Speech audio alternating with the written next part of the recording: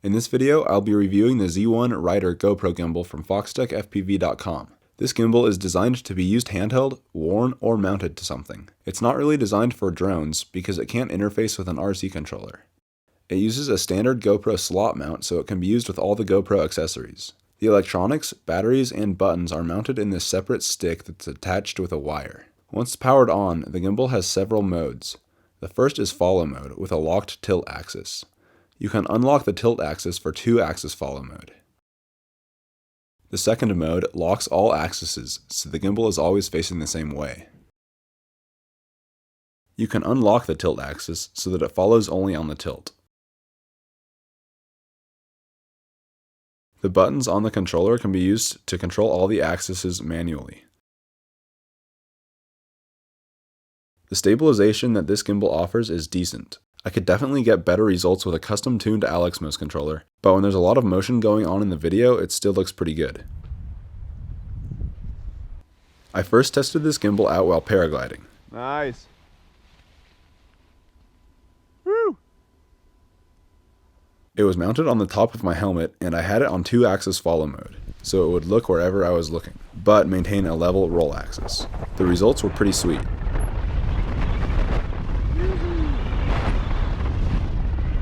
I've been paragliding quite a bit recently. Since the last video I made about it, I've been working on my P2 certification, and I also bought some new gear. This wing is a 16-meter Skywalk Tonic.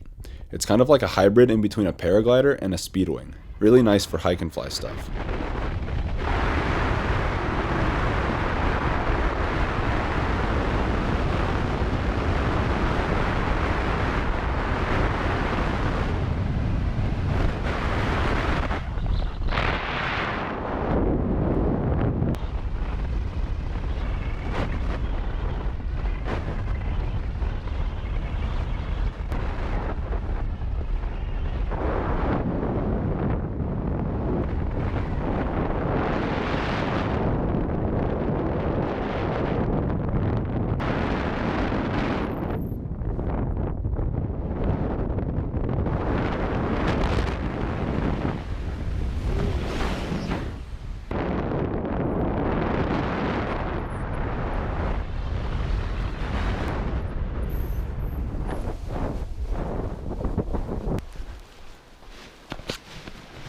Next, I decided to try out the gimbal while mountain biking.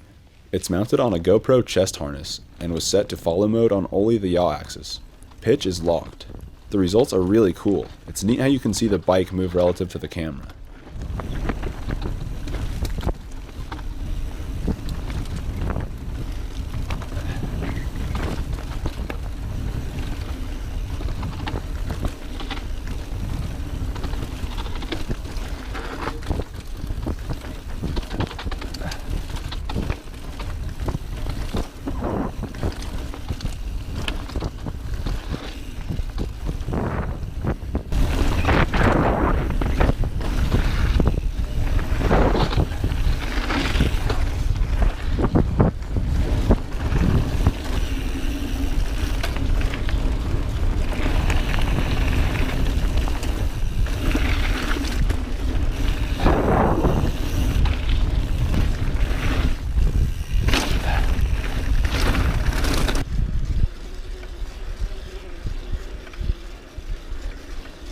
These are some shots from the chest harness while running. Also a really cool perspective.